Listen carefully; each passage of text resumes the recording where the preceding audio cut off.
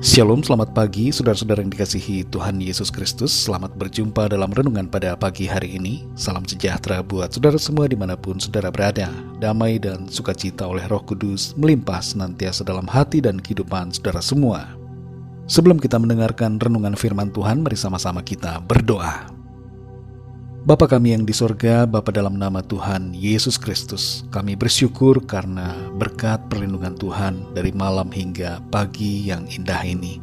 Kami mengucap syukur untuk kesehatan, kekuatan yang Tuhan berikan, dan segala berkat kebaikan Tuhan yang Tuhan limpahkan. Saat ini Tuhan, kami rindu diperlengkapi dengan kebenaran firman-Mu. Urapi setiap kami agar kami dapat mengerti akan firman-Mu. Dalam nama Tuhan Yesus kami berdoa. Haleluya. Amin. Saudara yang dikasih Tuhan, nats Alkitab kita pada saat ini terdapat dalam Injil Matius pasal yang ke-19. Saudara dapat membacanya secara pribadi setelah mendengarkan renungan ini. Saya akan membaca Matius 19 ayat 3-8. Tertulis demikian. Maka datanglah orang-orang Farisi kepadanya untuk mencobai dia. Mereka bertanya, apakah diperbolehkan orang menceraikan istrinya dengan alasan apa saja? Jawab Yesus, tidakkah kamu baca bahwa Ia yang menciptakan manusia sejak semula menjadikan mereka laki-laki dan perempuan? Dan firman-Nya, sebab itu laki-laki akan meninggalkan ayah dan ibunya dan bersatu dengan istrinya, sehingga keduanya itu menjadi satu daging. Demikianlah mereka bukan lagi dua, melainkan satu. Karena itu apa yang telah dipersatukan Allah tidak boleh diceraikan manusia. Kata mereka kepadanya, jika demikian, apakah sebabnya Musa memerintahkan untuk memberikan surat cerai jika orang menceraikan istrinya? Kata Yesus kepada mereka, karena ketegaran hatimu, Musa mengizinkan kamu menceraikan istrimu, tetapi sejak semula tidaklah demikian. Saudara yang dikasihi Tuhan, rusaknya perkawinan membuat iblis tertawa senang. Rancangan Allah yang sempurna atas rumah tangga seringkali dirusak oleh iblis. Namun bukan hanya iblis yang berperan dalam hal ini, tapi juga ketegaran hati manusia. Suami dan istri tegar hati, masing-masing tidak mau lagi saling memahami dan ingin berpisah hidup sendiri-sendiri. Padahal sebelum menikah, dunia serasa milik berdua, yang lain hanya menyewa. Tapi setelah menikah, keduanya ada di dunianya masing-masing, tidak lagi merasa saling membutuhkan satu sama lain. Perceraian ketika dijadikan suatu legitimasi akan membuat angka kejadiannya meningkat berkali-kali. Lihatlah keadaan sekarang, saudara, bagaimana semakin banyak angka perceraian di sana-sini karena berbagai faktor yang memicu dan menginspirasi. Dalam ayat-ayat ini, kita sama-sama memahami apa yang diajarkan oleh firman Tuhan. Yang pertama, saudara, manusia cenderung senang untuk mencobai Tuhan. Di ayat yang ketiga, kita membaca orang-orang Farisi mencobai Tuhan Yesus dengan pertanyaan jebakan. Tapi Tuhan tahu maksud hati mereka. Betapa sering kita bertanya sesuatu kepada Tuhan yang sebenarnya pada hakikatnya kita sudah tahu jawabannya. Orang-orang Farisi ini bukanlah orang yang buta agama. Mereka tahu apa yang seharusnya dilakukan, tapi hanya secara teori saja. Faktanya, mereka pun banyak yang menceraikan istri mereka dengan berbagai alasan. Mereka hidup dalam kemunafikan. Yang kedua, saudara, Tuhan menciptakan manusia berpasang-pasangan, laki-laki dan perempuan. Di ayat yang keempat ini kita membaca jawaban Tuhan Yesus kepada mereka, bahwa sejak awal Tuhan telah menciptakan laki-laki dan perempuan. Di sini kita memahami bahwa secara natural, pasangan dari laki-laki adalah perempuan, dan pasangan dari perempuan adalah laki-laki. Laki-laki tidak boleh berpasangan dengan laki-laki. Demikian pula perempuan tidak boleh berpasangan dengan perempuan.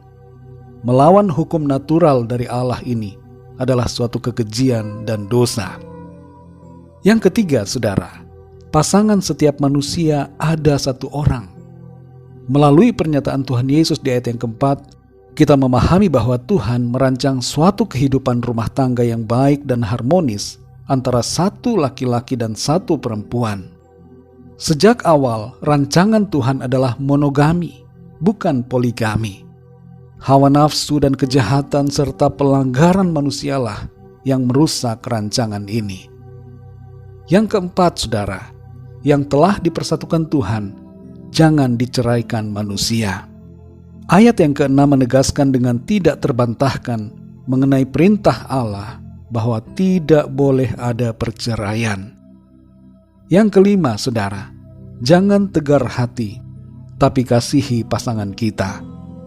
Di ayat yang ke-8 secara tersirat kita memahami suatu pesan di balik pernyataan Tuhan Yesus, agar suami dan istri jangan tegar hati, tapi harus saling mengasihi. Mari saudara yang dikasihi Tuhan, kembalilah kepada perintah firman Tuhan. Setialah kepada pasangan hidup saudara yang telah dipersatukan Tuhan, dan hiduplah dalam kasih satu sama lain. Jangan ada perceraian, bangunlah kembali cinta kasih bersama di dalam Tuhan. Mari kita berdoa, saudara. Kami mengucap syukur ya Bapa untuk firman-Mu yang sudah kami dengar pada saat ini, mengajarkan kepada kami ya Tuhan, untuk kami hidup dalam kasih, khususnya terhadap pasangan hidup yang Tuhan sudah berikan kepada kami. Penuhi hati kami ya Tuhan dengan kasih-Mu, sehingga kami dapat memahami, menerima, mengampuni dan mengasihi pasangan hidup kami. Berkatilah rumah tangga, keluarga-keluarga yang ada. Biarlah Tuhan selalu mengikat suami dan istri dalam kasih-Mu Tuhan. Terima kasih Bapa, kami bersyukur untuk firman-Mu. Teruslah berbicara kepada setiap kami, dan tolong kami untuk selalu hidup dalam kehendak-Mu. Berkati kami di sepanjang hari ini dalam segala aktivitas kami. Berikan kami hikmat-Mu ya Tuhan, untuk melakukan sesuai dengan kehendak-Mu. Kami berdoa bagi yang sakit dan dalam pergumulan, agar Tuhan menjamah, menyembuhkan dan memberikan jalan keluar. Pertolongan-Mu yang ajaib Tuhan nyatakan. Terima kasih Bapa di sorga, hanya dalam nama-Mu yang kudus, nama Tuhan Yesus Kristus, kami sudah berdoa dan mengucap syukur. Haleluya. Mari sama-sama kita berdoa, doa Bapa kami. Bapa kami yang di sorga, dikuduskanlah nama-Mu, datanglah kerajaan-Mu, jadilah kehendak-Mu di bumi seperti di sorga. Berikanlah kami pada hari ini makanan kami yang secukupnya, dan ampunilah kami akan kesalahan kami, seperti kami pun mengampuni orang yang bersalah kepada kami. Dan janganlah membawa kami ke dalam pencobaan, tetapi lepaskanlah kami daripada yang jahat, karena Engkaulah yang punya kerajaan, dan kuasa dan kemuliaan, sampai selama-lamanya. Amin. Terimalah berkat Tuhan. Tuhan memberkati engkau dan melindungi engkau. Tuhan menyinari engkau dengan wajah-Nya dan memberikan kasih karunia. Tuhan menghadapkan wajah-Nya kepadamu dan memberikan damai sejahtera. Berkat anugerah dari Bapa Surgawi, cinta kasih karunia dari Tuhan Yesus Kristus, dalam persekutuan dan penghiburan Roh Kudus, menyertai kita semua, sekarang ini dan sampai selama-lamanya. Dalam berkat nama Tuhan Yesus Kristus. Haleluya. Amin. Puji Tuhan, saudara yang dikasihi Tuhan, saya percaya firman Tuhan menjadi berkat dan kekuatan buat saudara semua, dan Roh Kudus akan menolong saudara untuk lebih lagi memahami kebenaran firman Tuhan. Tuhan Yesus memberkati saudara semua. Sampai jumpa dalam renungan yang berikutnya. Haleluya.